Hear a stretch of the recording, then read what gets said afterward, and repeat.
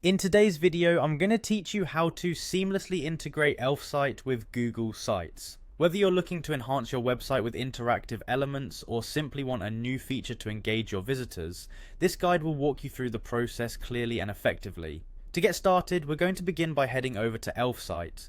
Make sure you have your web browser ready and visit the Elfsight dashboard. Once you're there, the first thing you'll want to do is click on Catalog. This section is where you'll find a wide array of widgets that you can use on your website. Next, in the search bar, you'll want to type in Visitor. This will help us quickly locate the widget that we're interested in. As you type, you should notice a selection of relevant widgets appearing. Among these, look for something called the Visitor Counter widget and give it a click. Now that you've clicked on the Visitor Counter, it's time to choose a template.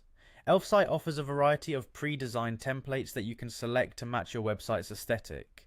Once you've found a layout that you like, click on Continue with this template. This selection takes you straight into the editing phase where you can customize the widget to better fit your preferences.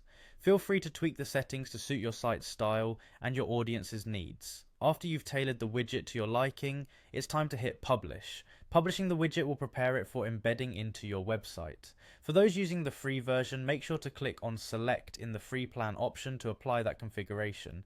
Afterward, click on Copy Code. This is the HTML code that you'll be embedding into your Google site. Now let's turn our attention to Google Sites. Head over to your Google Site Builder and navigate to where you wish to add the new widget.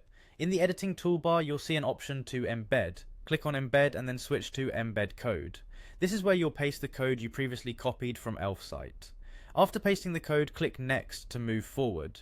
You should now see a preview of your widget. If everything looks good, go ahead and click Insert. This will place your new visitor counter on the page. You can adjust its placement and size according to how you want it to appear.